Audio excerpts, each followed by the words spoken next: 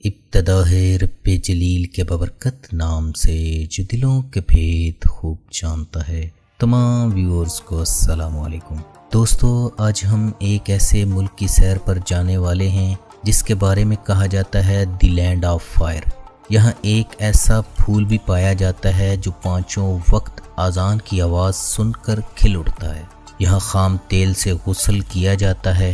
لال شہباز قلندر کے نام سے شہرت پانے والے بزرگ سید عثمان مروندی بھی اسی ملک کے گاؤں مروند میں پیدا ہوئے تھے۔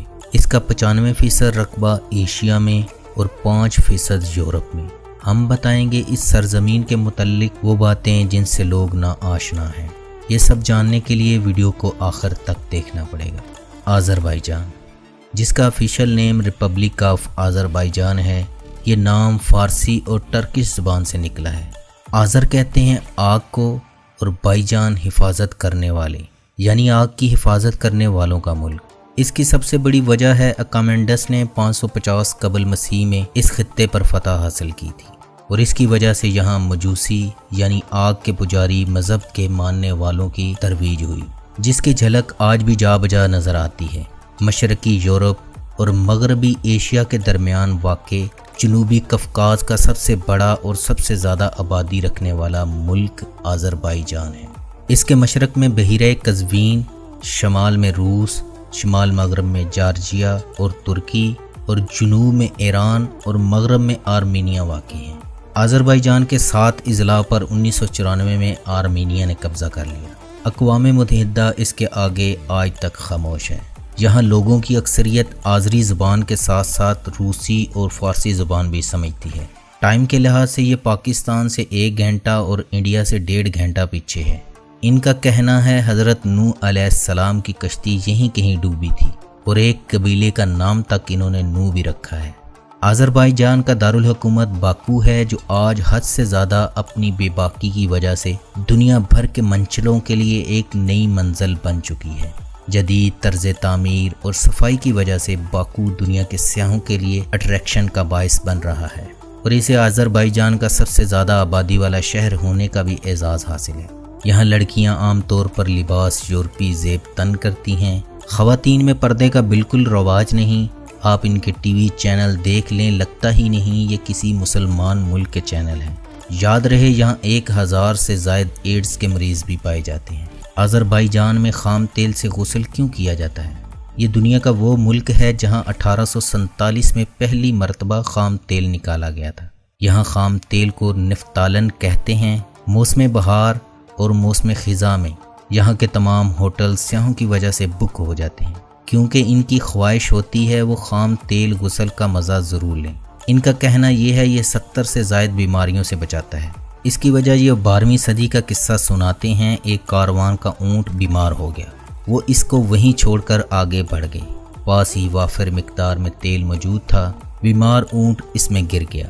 کچھ ہفتے بعد جب وہ کاروان لوٹا تو اسی اونٹ کو بالکل تندرست پایا۔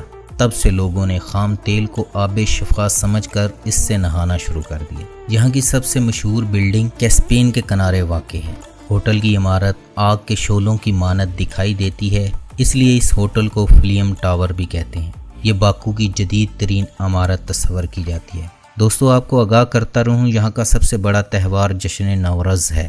مجوسی کیلنڈر یعنی آتش پرستوں کے نئے سال کا آغاز کا دن ہے، اور اس سال کے آغاز پر تمام فیملی ممبر اکٹھے ہوتے ہیں، اپنے سال بھر کی داستان سناتے ہیں۔ نئے سال کے آغاز کی رات ایک دوسرے پر پانی پھینکتے ہیں کہ جو سختیاں ہوں وہ دھل جائیں۔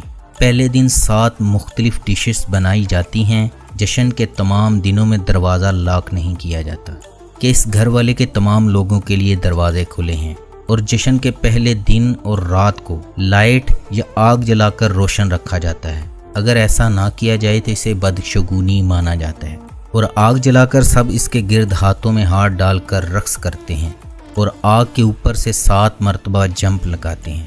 ان کا ماننا ہے آگ ان کی آنے والی سختیوں کو جلا دے گی، اور جشن کے دنوں میں چراغ یا کینڈل کو جلا کر ٹیبل پر شیشہ کے سامنے رکھا جاتا ہے۔ شیشہ ان کے لیے خوشیوں کی علامت ہے، اور آگ ان کی خوشیوں کی حفاظت کرتی ہے۔ اس دن بچے خالی بیگ یا کیپ گھر کے باہر رکھ کر دروازہ کھٹکھٹا کر چھپ جاتے ہیں، और घर वाले इसमें कुछ न कुछ गिफ्ट रख देते हैं। मोहतरम नाजरीन, आज़रबाईजान की कुल आबादी जुलाई 2018 के एक अंदाजे के मुताबिक 1,46,516 अफराद हैं और ये आबादी के लिहाज से 90वें नंबर पर शुमार होता है। मुल्क की आबादी में 91.6% आज़री, 2% लेज़गिन, 1.3% रशियन, 1.3% आर्मीनियन, 1.3% तालिश और 2.4% दीगर नस्लों के लोग आबाद हैं। दोस्तों, क्या वजह है लोग अभी आज़रबाईजान सैर के लिए क्यों जाने लगे हैं? इसकी सबसे बड़ी वजह इसका वीज़ा फ़ीस का कम होना, यानी सिर्फ $24, और आप इंटरनेट के ज़रिए ई वीज़ा भी हासिल कर सकते हैं और इस मुल्क में आप बाई रोड भी जा सकते हैं जो इंतहाई सस्ता पड़ता है। दूसरी सबसे बड़ी वजह, नौजवान यूरोप जाने के चक्कर में आज़रबाईजान जाते हैं। बाकू इंटरनेशनल एयरपोर्ट पर इमिग्रेशन हुक्काम पासपोर्ट देखकर तयन करते हैं कि इससे कितने डॉलर मांगे जाएं। इस रिश्वतस्तानी की वजह यह है कि हिंदुस्तान और पाकिस्तान के नौजवान यूरोप जाने के चक्कर में आज़रबाईजान जाते हैं, फिर वहां से यूरोप निकलने की कोशिश करते हैं। आज़री हुक्काम जानते हैं कि ये लोग क्यों आ रहे हैं। अगर हमारे अपने मामलात दुरुस्त हों तो ऐसी मुश्किल का सामना नहीं करना पड़ता। आज़रबाईजान के किसी भी बाशिंदे को आप मिलें तो इसकी वज़ाक़ता और गुफ्तो-शुनीस से आपको मुस्लिम होने का तासुर नहीं मिलेगा। शहर के फुटपाथ पर चलते हुए या ज़ेरे ज़मीन मेट्रो ट्रेन के स्टेशनों पर जाते हुए आपको जगह जगह शराब के ठेले नज़र आएंगे।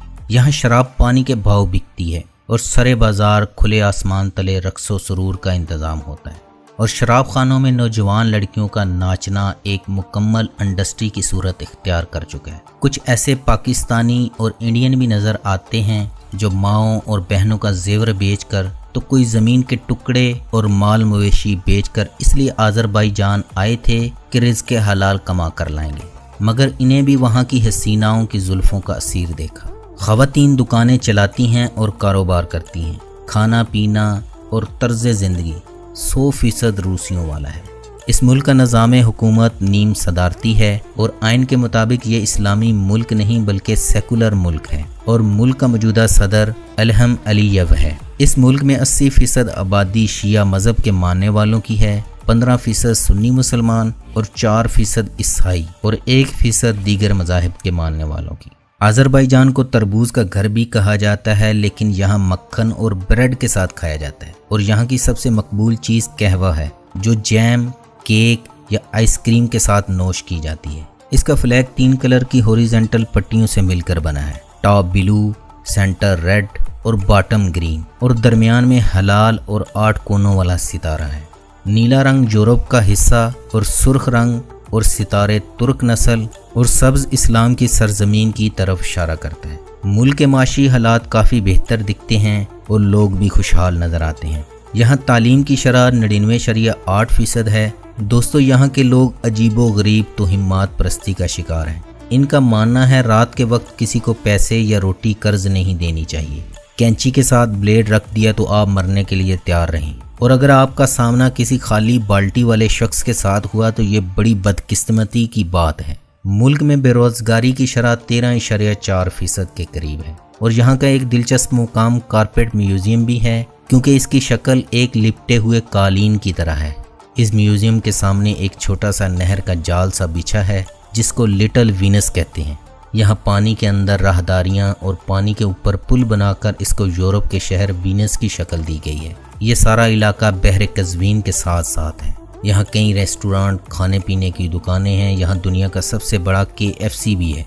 सियाह कसरत से यहाँ खाना खाने आते हैं। यहाँ के लोग सियाहों को कमरे किराए पर देने के साथ साथ मेहमान नवाजी के तौर पर खाना भी ऑफर करते हैं। आज़रबाईजान दुनिया भर में कपास और रेशम की वजह से भी दुनिया में जाना जाता है। अगर इस सरजमीन की तारीख पर नज़र दौड़ाएं तो ये खित्ता तारीखी तौर पर कफकाजी अल्बानिया के नाम से जाना जाता है। इस इलाके को अरान भी कहा जाता है। यहाँ 5 सदियाँ कबल मसीह आग के पुजारियों ने हुकूमत बनाई। 4वीं सदी कबल मसीह में सिकंदर आज़म की आमद के बाद यहाँ दीगर मुल्हिका इलाकों में एक मुमलिकत कायम हुई। अरब अमवी खलीफा ने सासानियों और बाज़ंतीनियों को शिकस्त देकर कफकाजी अल्बानिया को फतह कर लिया था। अब्बासियों के ज़वाल के बाद ये इलाका सलारियों के कब्ज़े में गया। 11वीं सदी ईस्वी की इब्तिदा में तुर्क कबीलों ने यहाँ पर कब्ज़ा जमाया। اس کے بعد امیر تیمور آیا۔ امیر تیمور کی موت کے بعد یہ علاقہ 2 مختلف ریاستوں میں بٹ گیا۔ اس کے بعد یہ علاقہ شیروان شاہوں کے پاس آیا، جنہوں نے 861 سے 1539 تک حکومت کی۔ دوستو آپ کو بتاتے چلیں 15ویں صدی عیسوی سے قبل آذربائیجان سنی اکثریتی ملک تھا۔ 16ویں صدی میں شاہ اسماعیل صفوی نے اقتدار ہاتھ میں لیا۔ اس نے ظلم کا وہ بازار گرم کیا، اللہ کی پناہ زندہ وہی بچے جنہوں نے شیعہ مذہب قبول کیا، اور 1918 میں اس خطے پر روس نے قبضہ کر لیا۔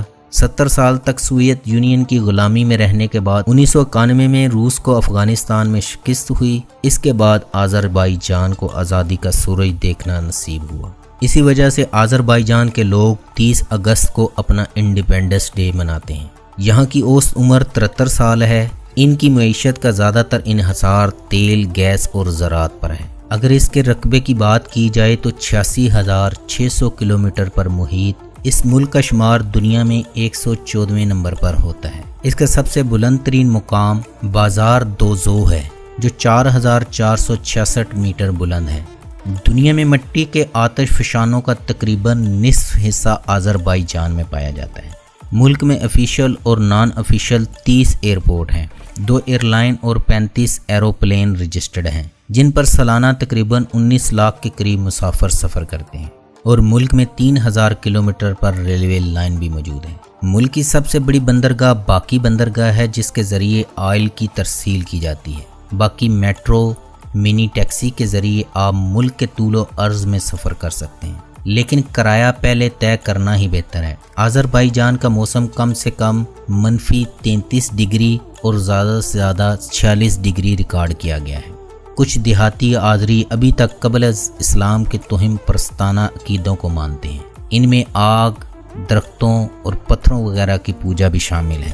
ملکی معیشت کا حجم $172 بلین ہے، اور یہاں فی کس آمدنی $17,500 سالانہ ہے، جو دنیا کے 100 ممالک کی آمدنی سے کم بنتی ہے۔ شہر میں زیر زمین ریل کا نظام پہلے سے موجود ہے، اور اسے مزید وسعت دی جا رہی ہے۔ آذری کرنسی کا نام منت ہے، جو پاکستانی 86.95 روپوں اور انڈین 41.26 روپوں کے برابر ہے، اور اس کی کرنسی سائز، کلر اور فونٹ میں یورو کے برابر ہے۔ آذربائیجان میں یا نار داغ ایک ایسی آگ کی دیوار ہے جو پچھلی کئی دہائیوں سے جل رہی ہے۔ اس کا ذکر 13ویں صدی میں مارکو پولو نے بھی کیا تھا۔ آذربائیجان سالانہ $15.15 ارب کی ایکسپورٹ اور $9 ارب کی امپورٹ کرتا ہے۔ ملک میں ہر شخص کے پاس موبائل ہے، اور ملک کی 80% آبادی انٹرنیٹ کا استعمال کرتی ہے۔ ملک میں گاڑیاں سڑک کی دائیں طرف چلتی ہیں اور سٹیئرنگ لیفٹ ہینڈ ہوتا ہے، اور ملک کی ڈائلنگ کوڈ +994 ہے، اور انٹرنیٹ ڈومین نیم AZ ہے۔ ملکی رقبے میں 30 مربع کلومیٹر کے لگ بھگ جزائر بھی شامل ہیں، جو بحیرہ قزوین میں واقع ہیں۔ دوستو یہ تھی آج کی ویڈیو۔ آپ اسے لائک کرنے کے ساتھ اپنے دوستوں کو واٹس ایپ پر شیئر کر کے ہمارا حوصلہ بڑھا سکتے ہیں۔ آج کے لیے اتنا ہی، ملیں گے پھر کسی نئی ویڈیو کے ساتھ۔ اللہ ہم سب کا حامی و ناصر۔